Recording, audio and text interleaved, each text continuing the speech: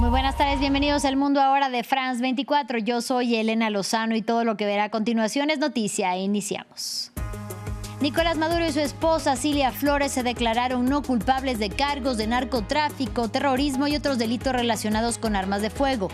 Lo hicieron en su primera comparecencia en la Corte Sur de Manhattan, en la que Maduro Moros dijo que es un prisionero de guerra. France 24 estuvo en la audiencia con nuestra enviada especial a Nueva York. Delcy Rodríguez juramentó como presidenta encargada de Venezuela. La ex vicepresidenta del depuesto mandatario Nicolás Maduro llamó a la unidad de los venezolanos. Lo hizo frente a su hermano Jorge Rodríguez, presidente reelecto de la nueva Asamblea Nacional Venezolana que hoy fue instalada. El Consejo de Seguridad de Naciones Unidas debatió la captura de Nicolás Maduro y los ataques perpetrados por Estados Unidos el sábado en territorio venezolano. Venezuela exigió que se respete la inmunidad del depuesto mandatario, mientras el embajador estadounidense negó que Washington esté en guerra con Caracas.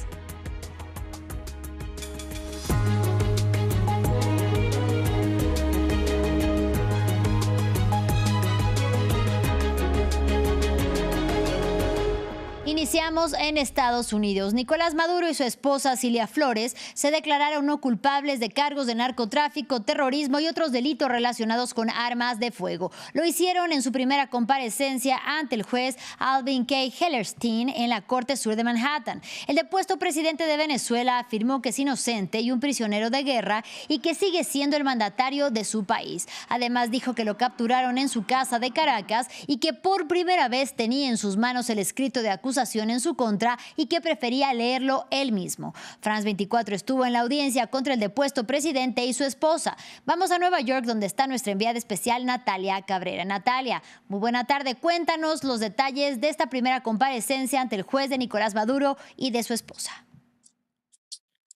Hola Elena, sí, una comparecencia muy corta, alrededor de 30 minutos solamente, en la que tanto Nicolás Maduro como Cilia Flores se declararon no culpables, inocentes de estos 4 cargos que se les imputa por parte de la Fiscalía estadounidense, entre los que están justamente la conspiración para traficar drogas desde 1999 hasta 2025, traerlas hasta aquí a Estados Unidos, así como también conspirar para poseer y tener ametralladoras y otro tipo de dispositivos de este tipo. En este sentido, el presidente depuesto, Nicolás Maduro, dijo que él seguía siendo el presidente constitucional de Venezuela y denunció que había sido secuestrado durante este operativo llevado a cabo el fin de semana por las Fuerzas Armadas estadounidenses, mientras que Cilia Flores dijo que posiblemente había resultado herida y pidió acceso a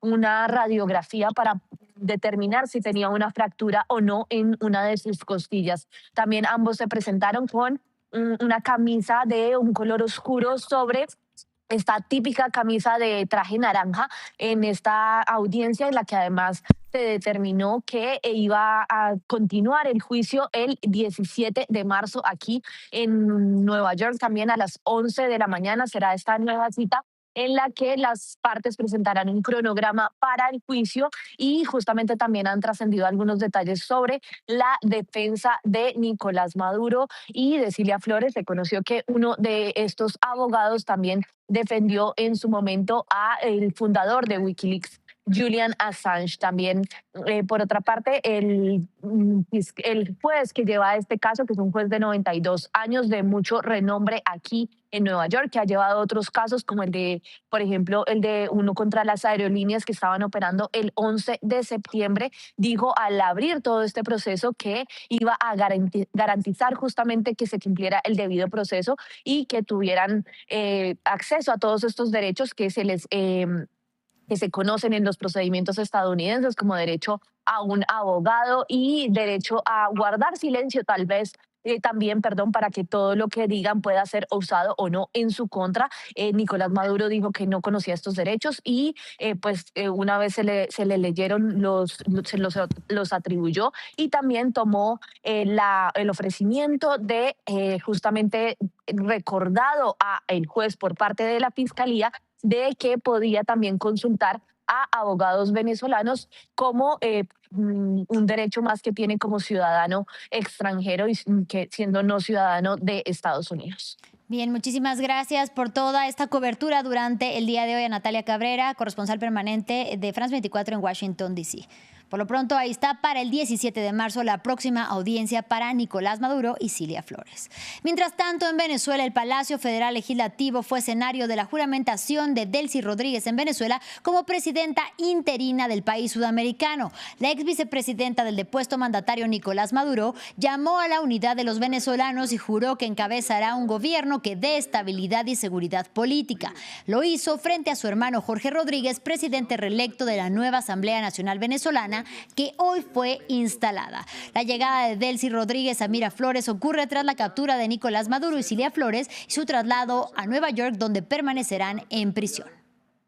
Vengo con dolor por el sufrimiento que se le ha causado al pueblo venezolano luego de una agresión militar ilegítima contra nuestra patria.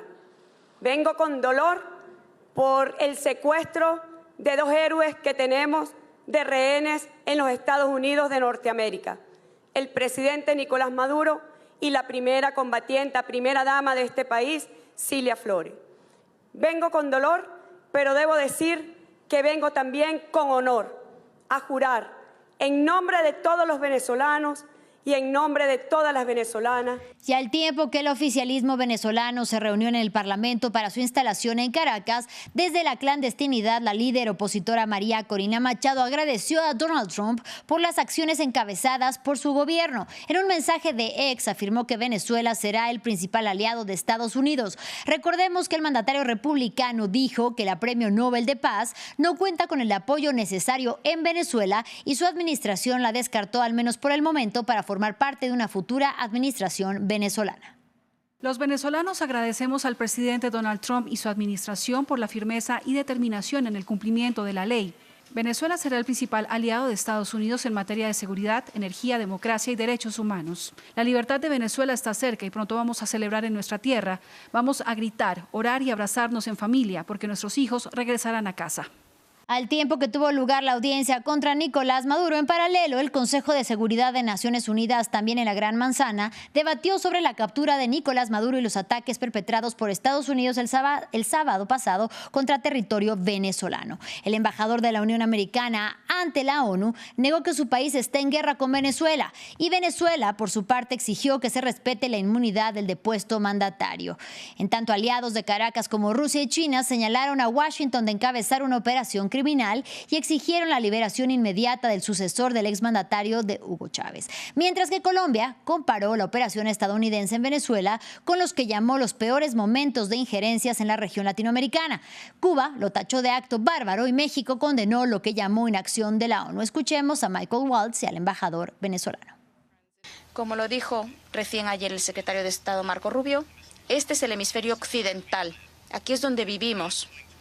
Y no vamos a permitir que el hemisferio occidental se utilice como base de operaciones para los adversarios, rivales y competidores de los Estados Unidos de América. No se puede convertir a Venezuela en el núcleo de operaciones para Irán, para Hezbollah, para las pandillas, para las agencias de inteligencia y para otros actores malintencionados que controlan ese país. No se puede seguir dejando que las mayores reservas energéticas del mundo estén bajo el control de adversarios de los Estados Unidos, bajo el control de líderes ilegítimos.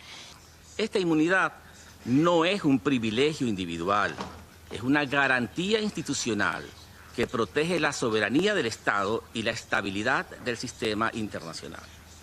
Su desconocimiento no solo afecta a Venezuela, abre un precedente extremadamente peligroso para todos los estados representados en esta sala, independientemente de su tamaño, de su poder o de sus alianzas. Después de su intervención en Venezuela, el presidente de Estados Unidos, Donald Trump, no descartó la posibilidad de llevar a cabo acciones en otros países como Colombia, México y Cuba. Ante esta situación, sus líderes respondieron. El presidente colombiano Gustavo Petro dijo que retomará las armas si fuese necesario, y la mandataria mexicana Claudia Sheinbaum fue más prudente y resaltó su negativa a una acción extranjera. Para hablar sobre el tema, saludo con mucho gusto a Sandra Pellegrini, quien es analista senior de ACLED, por sus siglas en inglés, para América Latina y el Caribe. Gracias por la comunicación y bienvenida. Muchas gracias por tenerme. En un primer momento se descartaba, pero tras las más recientes declaraciones de Donald Trump sobre posibles acciones en otros países latinoamericanos, considera, según su análisis, posible que en efecto los ataques en Venezuela y la captura de Nicolás Maduro abran la puerta a que intervenga en otras naciones latinoamericanas. Efectivamente, yo creo que a la luz de las últimas declaraciones de oficiales estadounidenses, la posibilidad de intervención en otros países se vuelve más grande. Además, yo creo que el relativo éxito de la operación, es decir, la extracción de Nicolás Maduro con un número limitado de pérdidas por parte de Estados Unidos, podría efectivamente incentivar a la administración de Trump a llevar a cabo operativos similares en la región. Pero yo creo que es importante resaltar que la operación en Venezuela ha sido preparada con anticipación, con precaución por las autoridades estadounidenses, e incluso que contaban con cierto apoyo por parte de oficiales venezolanos para llevar a cabo la operación. Entonces, no contaría con otras intervenciones en otros países en un futuro muy cercano, tomando en cuenta potenciales necesidades de preparación y también los potenciales recursos que se necesitan para llevar a una transición que hasta ahora no sabemos cuánto tiempo va a durar. Y también para cerrar, yo creo que es importante resaltar que Estados Unidos también tiene distintas maneras y recursos de llevar a cabo presiones sobre gobiernos latinoamericano y caribeño, que no es necesariamente el uso de fuerza militar. Ahora, dado que en México, por ejemplo, o en Colombia, la presidenta y el presidente fueron elegidos democráticamente y son gobiernos reconocidos por Estados Unidos, ¿Washington tendría entonces alguna justificación para intervenir? O a estas alturas se lo pregunto porque quizá queda claro más bien que Donald Trump no necesita justificaciones para hacer lo que quiera. Bueno, yo creo que el factor que un gobierno sea reconocido como elegido democráticamente no necesariamente es lo más importante a la hora de tomar la decisión de llevar a cabo ese tipo de información. Y de hecho hemos observado ya desde 2025, desde que empezó el segundo mandato del presidente Donald Trump, que Estados Unidos está ejerciendo presiones debajo de la justificación de parar los flujos de tráficos de drogas hacia Estados Unidos, y de hecho ha designado varias organizaciones a lo largo de la región como organizaciones terroristas extranjeras, y eso también podría ser perfectamente uno de los pretextos que usa Estados Unidos para llevar a cabo un tipo de intervención. Y de hecho en el caso de México o de Colombia ha sido uno de los argumentarios que han resaltado los oficiales estadounidenses para mencionar y amenazar de una potencial intervención. Ahora, de los países que ha señalado el mandatario republicano es quizá con Colombia y su presidente Gustavo Petro, con el que los señalamientos han subido más de tono en los últimos días, además de por ser frontera con Venezuela. ¿A qué intereses podría tenerse o enfrentar la Unión Americana sobre Colombia? Bueno, yo creo que aún queda por definir exactamente cuáles son los intereses de Estados Unidos en Colombia, pero yo creo que es importante recordar que Colombia cuenta también con recursos naturales, que es carbón, oro, cobre, y esos son recursos que Estados Unidos tiene en la mirada, y eso ha sido mencionado de forma bastante clara en su estrategia de seguridad nacional, que afecta principalmente al hemisferio occidental, no solamente a Colombia. Y también recordar que Colombia también cuenta con recursos de petróleo y gas. Pero de nuevo, yo creo que es importante resaltar que Estados Unidos cuenta con distintas formas de incidir en las políticas en los países de la región, que no necesariamente involucra al uso de fuerza militar. Entonces, por ejemplo, hemos observado cómo Estados Unidos ha amenazado a ciertos países de implementar aranceles, o también como ha traten en ciertas elecciones. Y hay que recordar que este año Colombia se enfrenta con elecciones, entonces eso también podría ser una de las vías en las que Estados Unidos trata de influir en Colombia, en vez de necesariamente involucrar gastos un uso de fuerza militar. Muchísimas gracias por su análisis a Sandra Pellegrini y por supuesto también recordar que el ataque perpetrado en Venezuela el pasado sábado fue el sexto en los últimos 75 años en la región latinoamericana y también el primero en este siglo. Gracias y hasta la próxima. Muchas gracias. Y gracias también a ustedes por su compañía. Hasta la próxima.